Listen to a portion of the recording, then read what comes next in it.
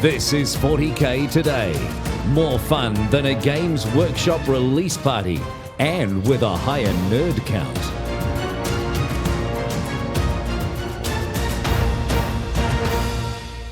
Hello everybody and welcome to 40k Today, your favorite 15-minute news, views, and interviews show about everything 40k. Today is September 17th, 2020, and we have two wonderful features lined up for you. Rob from the Goonhammer team checks in to talk about all the confusing little details of the new 9th edition rules set. After that, we'll be hearing from Jan Miller, a colorblind hobbyist and excellent painter. He'll be discussing his process with us a little bit later, but before then, let's check on this week's discussion. Our discussion question this week is all about the recent reveals. How do you feel about them? Are you excited, or are there too many Space Marines?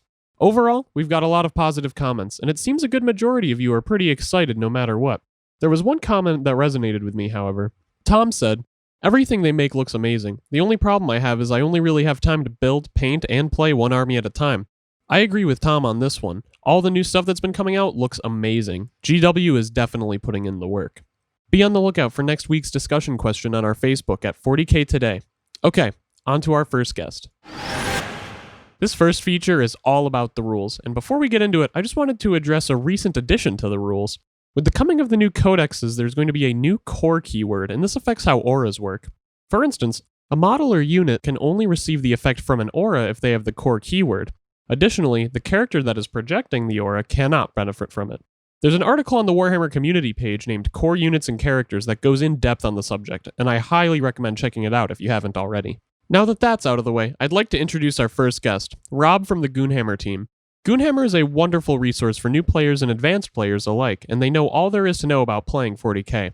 Our very own Steve Joel talks to Rob about the idiosyncrasies and tricky interactions of the 9th edition rules set. Goonhammer's resident rules research. I don't want to say expert, but researcher. Expert puts too much pressure on you, Rob. How are you? I'm good, thank you. Thanks for having me. Yeah, no, pleasure. Let's get into this movement phase and the extra part of the movement phase, the reinforcement phase within a phase.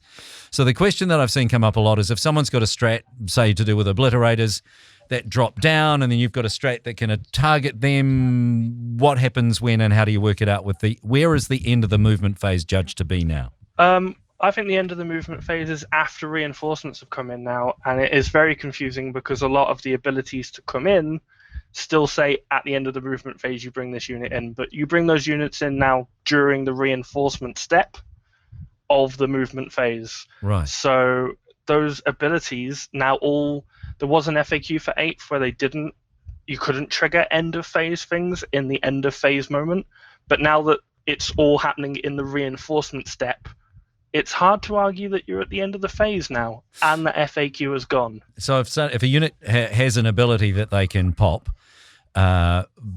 you can bring that unit in and then argue reasonably now that because it's part of the reinforcement phase that your obliterators can suddenly do whatever they want to do, even though exactly. It's because it's not yet the end of the phase. Exactly. So equally, if someone has a defensive stratagem that they can play at the end of the movement phase, your oblits or terminators or whatever it might be, they drop down in the reinforcement phase. They pop a strat that they are now allowed to because it's not the end of the phase yet. Can someone then with a defensive stratagem that happens at the end of the movement phase, they would do that then after the attacking unit has done their thing? As far as it seems, yes. I mean, this is something we definitely need clearing up. I think one of the key examples I've seen is there is a during the phase ability for things like Wyvara or Riptides, which they couldn't use because end of the phase wasn't during the phase. But now that they're coming in the reinforcement step, which is definitely during the movement phase, it's definitely in there. Yeah. It's now unclear if they can now just suddenly use that ability. Can they use it? Say the Wyvara has jumped in, it's used its boost to come in, land in turn 3. Yeah. Can it now overcharge for a 3++? I think at the minute it can. I don't know if that was intended. Right. So yeah, there are a couple of things that need to be sorted out. Litanies that are done by priests in the Indomitus box, the priest there does his litanies in the command phase of the player whose turn it is. Every other priest, it looks like, has to do their litanies at the start of the battle round. Do we have any clarity on how that's supposed to work? We have that it sucks to not be Indomitus. So it really only applies to Indomitus. Well, until the codex is out at Yeah. the minute, yes. Okay. I think that's the neatest way of not trying to take legal precedent and apply it to Warhammer 40k, because that gets messy quickly. Yeah, right. But yeah, at the minute, the neatest way is that other priests are not as good. Right. And that's probably not intended and probably will change very soon, but that's the neatest solution at the minute. So every other priest has to do it at the start of the battle round, whereas that priest does it in the command phase of the player's turn. Okay. Well, that's not confusing at all. Clearly the intent will be to bring everything together, but as you say, we can't assume what Games Workshop are going to do. We just have to play with what we've got.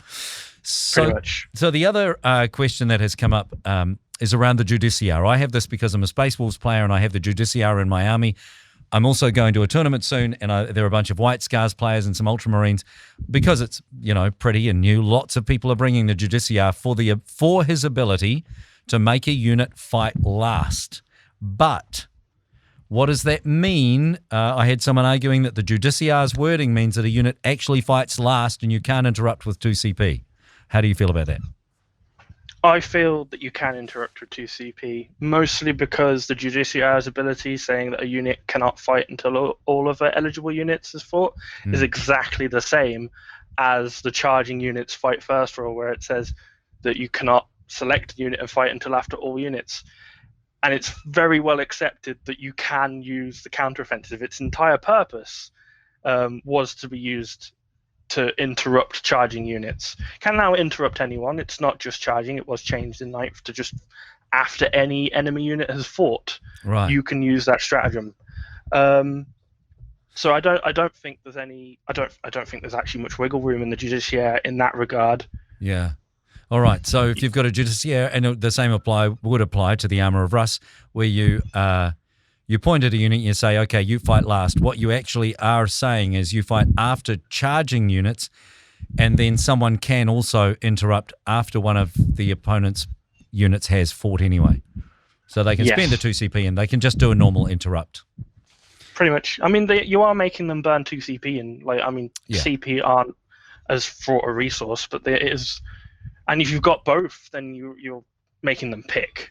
Yeah, that's right. Which is still quite a powerful ability. And also, even if you don't have both, I guess if you've got units that have charged, and the Judiciaire also is in a position to make another unit fight last, then they've really got to spend those 2 CP somewhere and so you're making them make hard choices. So that's where the benefit is in having it. Okay. Yes. Well, hopefully, fingers crossed, we've cleared up some of that for some people. The reinforcements phase is part of the movement phase and now not specifically directly at the end of the phase. So stuff that happens can happen because you're not at the end of the phase yet. And the Judiciaire can be interrupted. Those are the two main takeaways. Yeah. All right. Hey, Rob, thanks so much for your time, mate. Really appreciate it. And keep up the great work on Goonhammer. The 40K Today team owes a huge thanks to Rob for taking time out of his birthday to talk to us about the subject. We really appreciate it.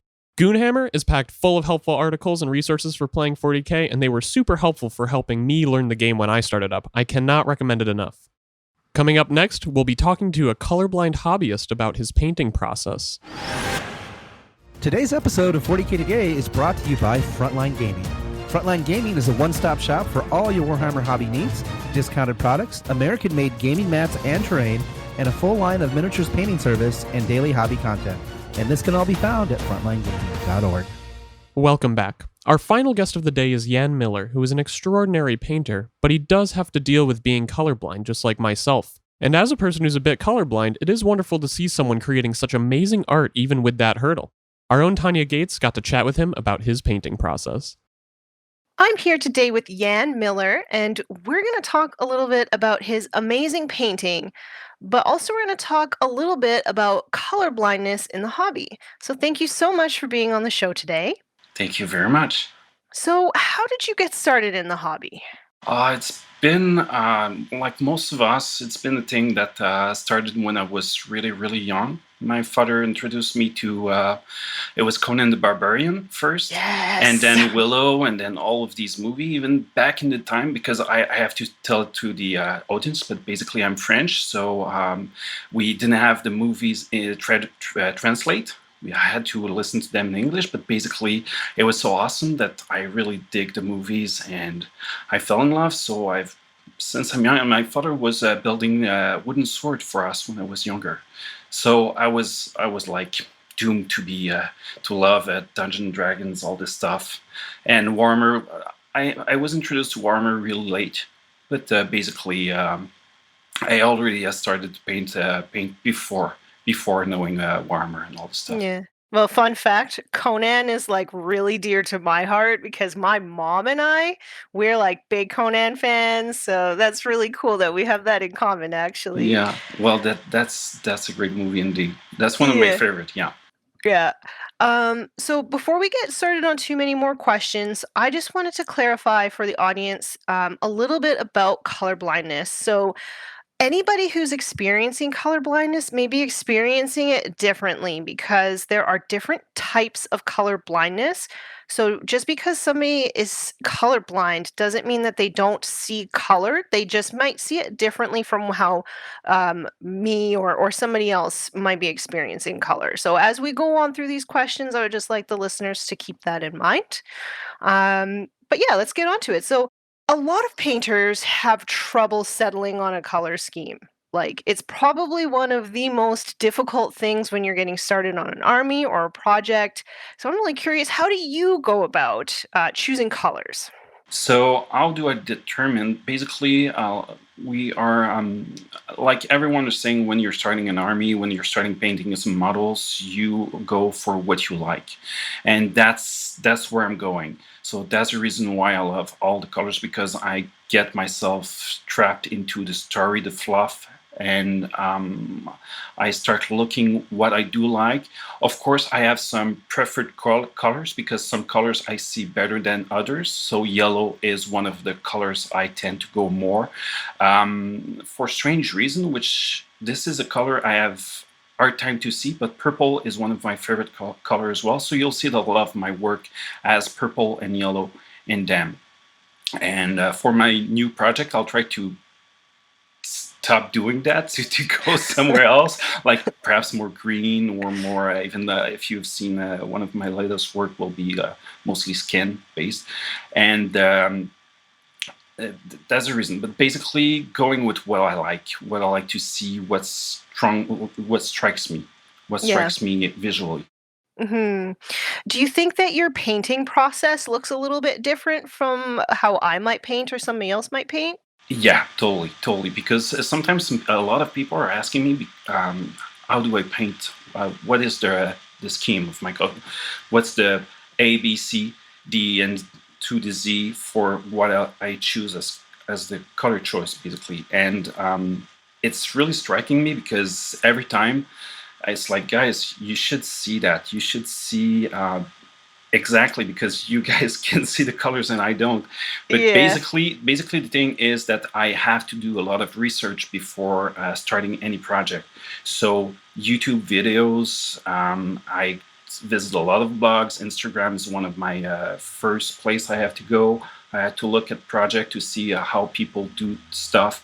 I really like the Games Workshop, the app, and all the paint splatter on the White Dwarf, and the video at Warhammer TV. There's a lot of Angel Geraldez. There's Maniac Painter. There's a lot of them. I don't remember them all, but I have to watch a lot of videos. I do. I did watch a lot of mini war painting, mini war gaming. I mean, and they had their painting stuff as well. So everything I can get my hands on to know which color to use to get to the point I want to go. Yeah. So before I let you go, just one last question. If there was somebody who's coming to you advice and they wanted to start miniature painting, but they weren't too sure about starting because they were experiencing color blindness, what advice would you give them? Don't be shy of the result that you're gonna get.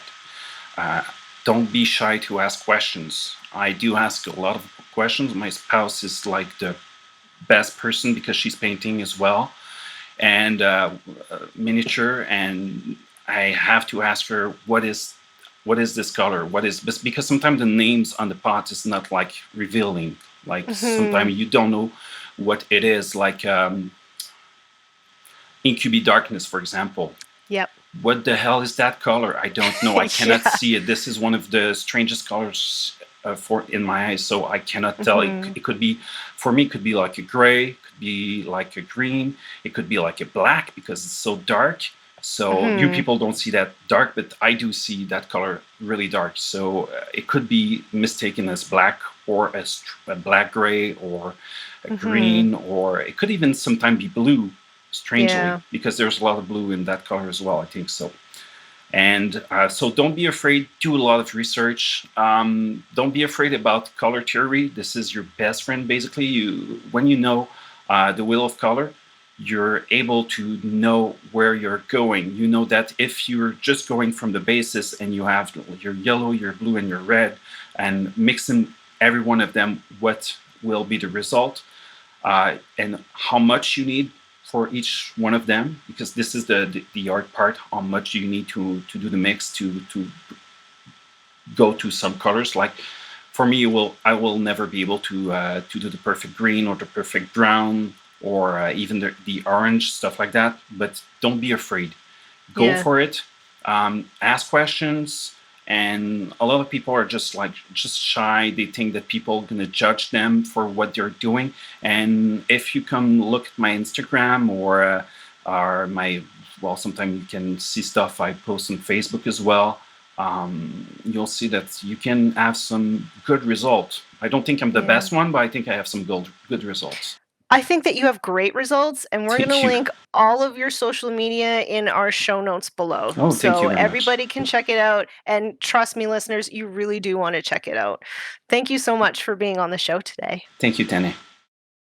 That was Jan Miller with our very own Tanya Gates. Thank you so much for being on the show. We got to hear a bit about his painting process and got some fantastic advice, too. The best part about the hobby is participating in it the way that you want to. And like Jan said, don't be afraid to try new things. All right, everybody, it's time for the model of the day. It's the model of the day, the model of the day, the model of the day. Today's model of the day is from our amazing guest, Jan.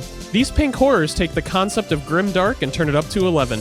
The seamless blend from the off-white bodies to the pink hands is gorgeous. The metallics are perfectly rusted and weathered, and that mouth, it is perfectly covered in gore. The eyeless face is the ultimate in heebie-jeebie nightmare fuel. This is definitely a project you want to follow along with, so give Jan a follow on Instagram, @slothpainter_Miller. You won't be disappointed.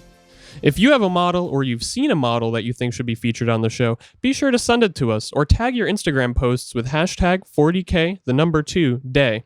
Who knows, you may be next episode's model of the day. Just have to try. And that's it for today's show. A big thanks to our content producer, Alex Painter, and our social media wizard, Tanya Gates, for all the work they do behind the scenes in helping this show come together. Until next time, for Steve, John, Paul, and the rest of the 40K Today crew, I'm your host, Seamus Ronan, and that's what's happening in 40K Today.